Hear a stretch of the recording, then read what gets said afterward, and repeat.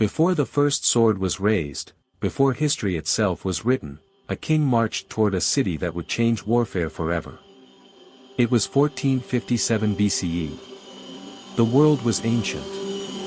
The stakes were everything. And what happened next would be recorded in stone for 3,000 years. 3,500 years ago, the world looked nothing like it does today. The great empires of Mesopotamia had risen and crumbled. The pyramids of Giza were already 1,000 years old.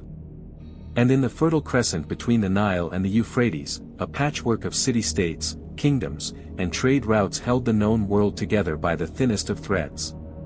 At the center of it all sat a single road. A road that connected Egypt to the rest of the ancient world. And at the crossroads of that road, sat a city called Megiddo. Egypt in 1457 BCE was the most powerful civilization on earth. Its armies were disciplined.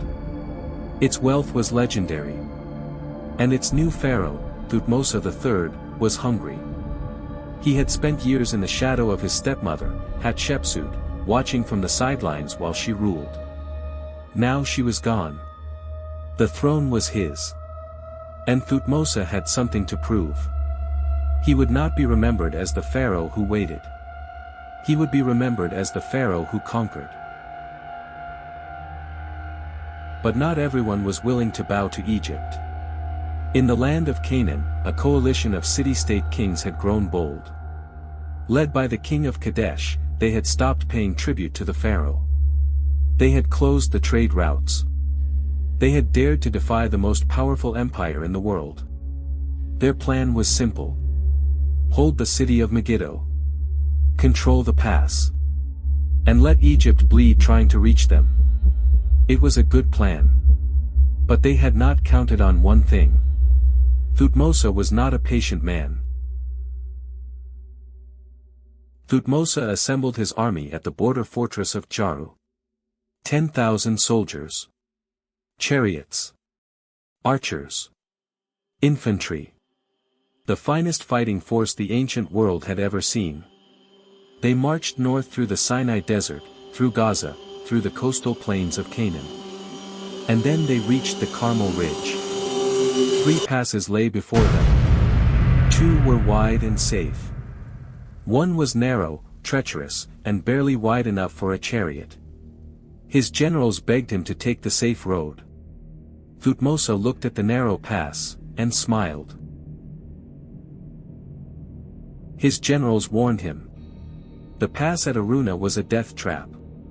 If the enemy waited at the other end, the army would emerge one by one, unable to fight, unable to retreat. It would be a massacre.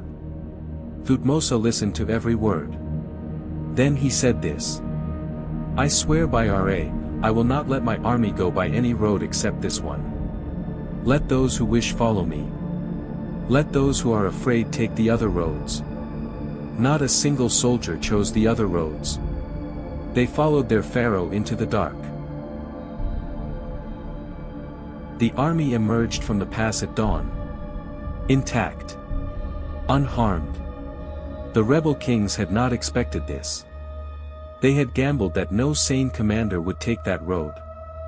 They were wrong. Thutmose deployed his forces in a sweeping crescent formation across the valley below Megiddo. The rebel coalition scrambled to form their lines. But it was too late. The sun rose over the Jezreel Valley. The chariots began to move. And the first great recorded battle in human history had begun. The rebel lines broke almost immediately. The shock of the Egyptian charge was overwhelming. Kings and soldiers fled toward the walls of Megiddo in panic. Some were pulled up by their clothing through the city gates. The city was surrounded. The siege lasted 7 months. When Megiddo finally fell, Thutmose stood before the gates of the city that had defied him. He had done what no pharaoh before him had done. He had broken the rebellion. He had secured the road. He had made Egypt the undisputed master of the ancient world.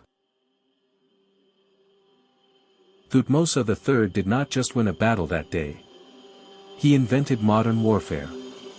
The detailed records he kept of the campaign, carved into the walls of the Temple of Karnak, became the first military after-action report in history. The tactics he used, the flanking maneuver, the bold advance, the psychological shock of the unexpected rout, would be studied by generals for 3,000 years. Napoleon studied him. Alexander the Great studied him. And the city of Megiddo itself would become so synonymous with the final great battle that the book of Revelation would name it as the site of the end of the world. Armageddon. From Har Megiddo. The hill of Megiddo. 3,500 years ago, a pharaoh made a decision that changed the world. Not because he was the strongest. Not because he had the most soldiers. But because he was willing to go where no one else dared. The Battle of Megiddo was not just the first recorded battle in history. It was a lesson that every general, every leader, every human being has had to learn again and again. Fortune favors the bold. This was the Battle of Megiddo. And this was your journey through time.